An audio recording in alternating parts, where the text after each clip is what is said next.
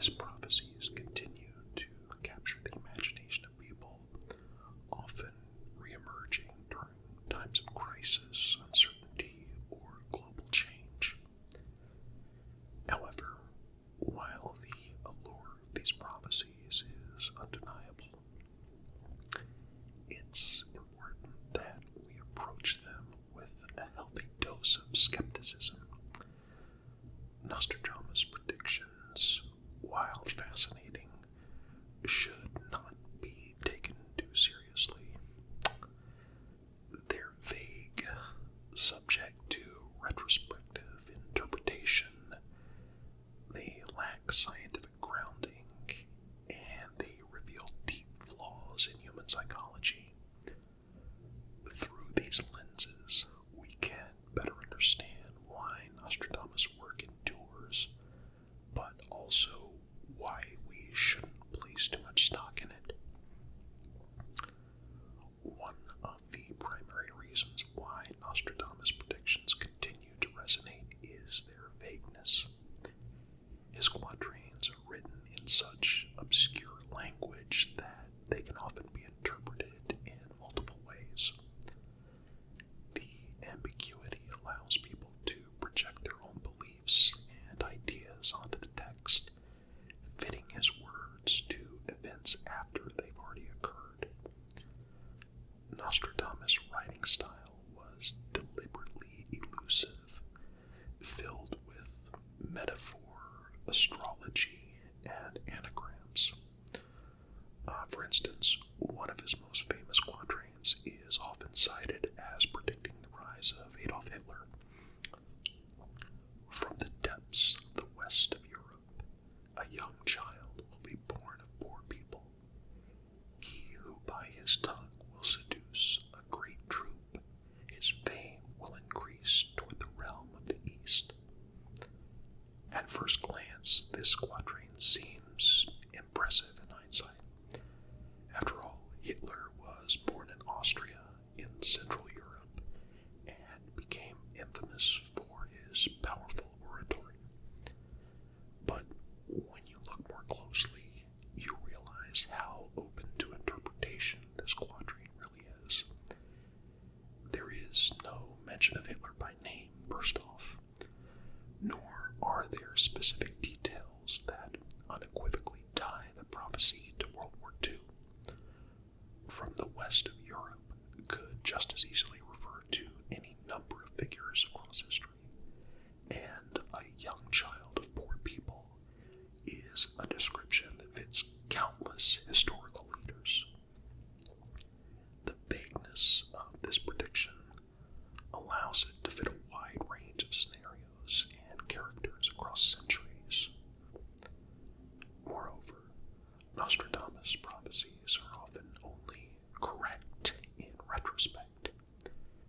His quatrains are never proven to have predicted events before they happen, but are instead applied after the fact. This is a classic case of retrospective interpretation. People look back at his verses after a significant event has taken place, and they manage to find ways to force the quatrains to fit the circumstances. This creates an illusion of prophetic accuracy, when in reality, the connection between the prediction and the event is made only with hindsight. A perfect example of this phenomenon is the interpretation of Nostradamus' supposed prediction of the September 11th attacks. After the tragedy, a quatrain circulated online claiming Nostradamus had foreseen it. In the year of the new century and 9 months, from the sky will come a great king of terror. The sky will burn at 45 degrees. Fire approaches the great new city. Again, at first glance, this verse may seem eerily accurate. The imagery of the sky burning and terror reigning over a great city fits well with the horrors of 9/11. However,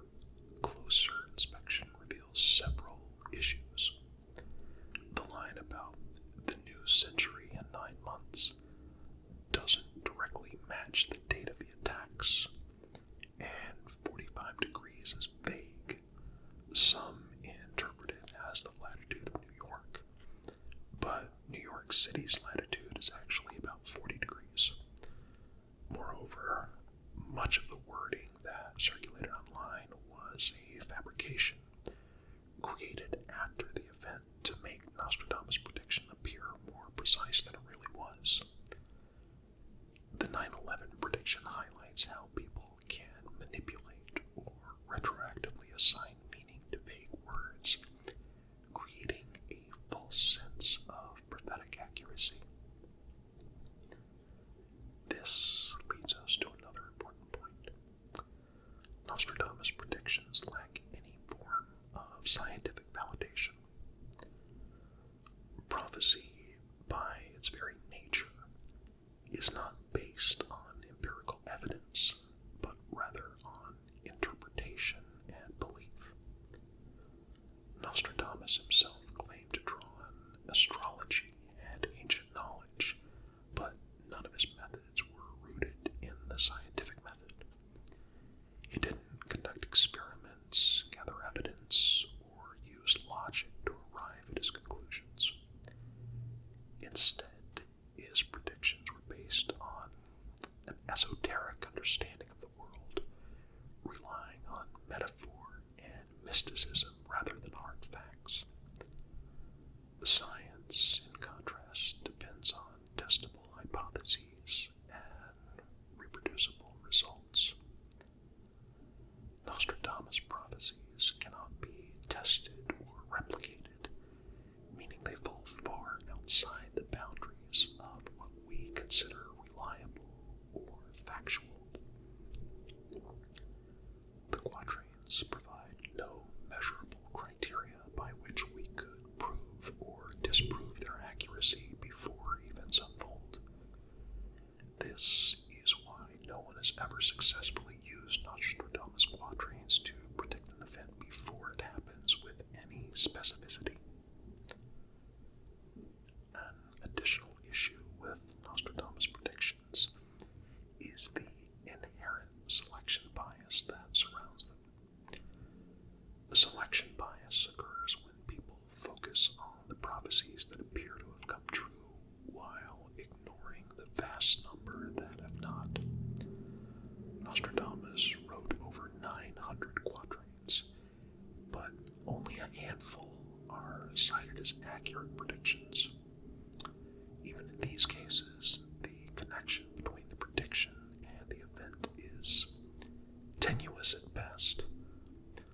For example, Nostradamus is often credited with predicting the Great Fire of London in 1666. The blood of the just will be demanded of London, burnt by the fire in the year 66. The year 1666 and the reference to London certainly seem compelling at first glance. But again, upon closer inspection, it becomes clear that this prediction is riddled with problems. There is no specific mention of the fire starting as a bakery, as it did, or any reference to the fire being contained largely to the city of London. The phrase blood of the just has no clear meaning in relation to the fire, especially since the death toll was actually relatively low. Once again, we see how selection bias plays a role. People fixate on the number 66 and the mention of London while ignoring the fact that the prophecy is otherwise a poor fit for the actual event. Meanwhile, the hundreds of quatrains that don't correspond to any significant historical events are conveniently overlooked. Beyond these technical and interpretive issues, there are also psychological factors that explain why people are so drawn to Nostradamus' predictions.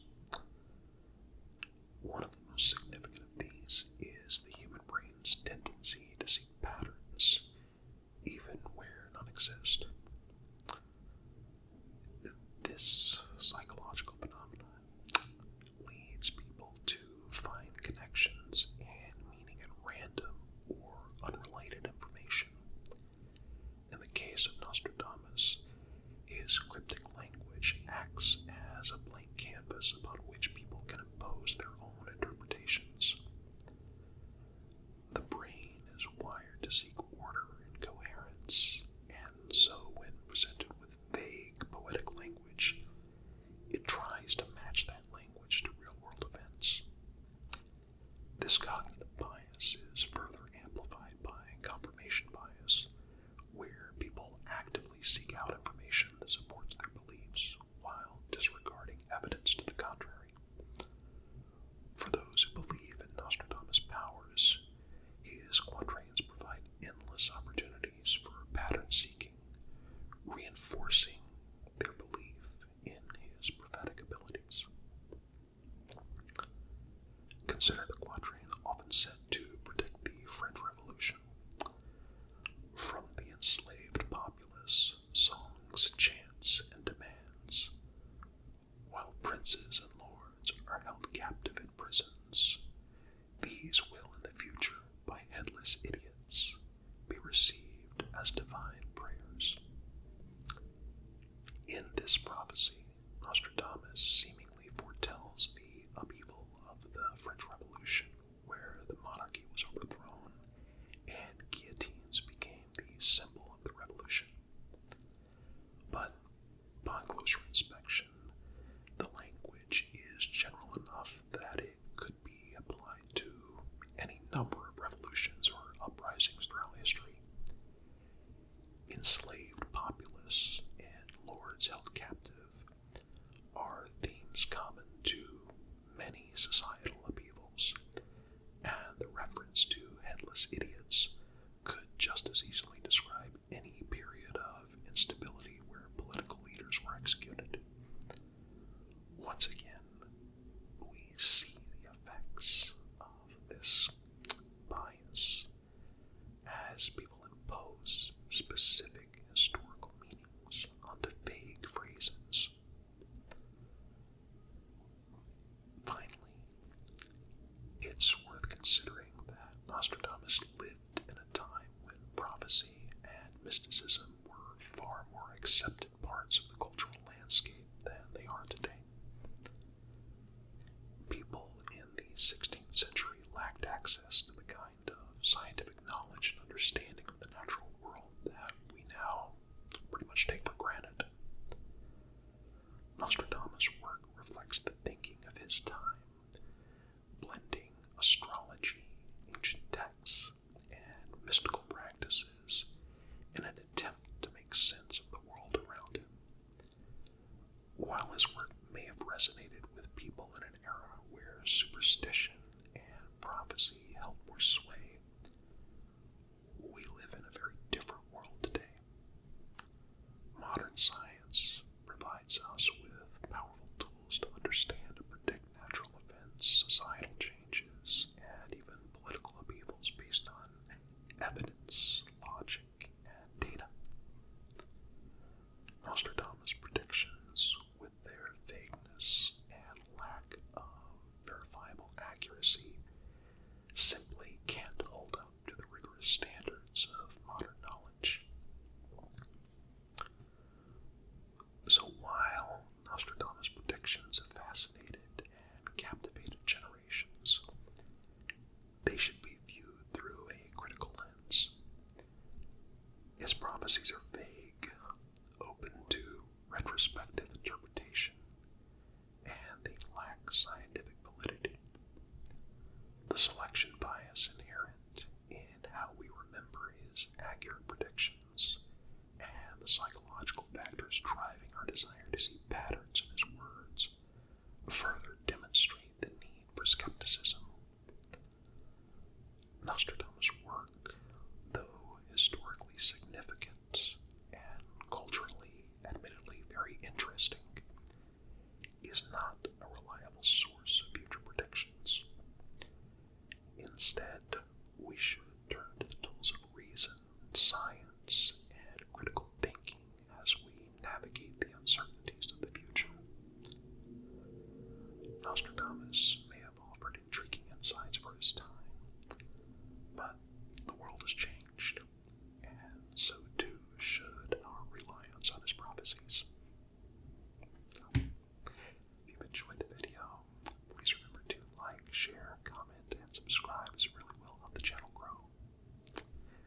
suggestions.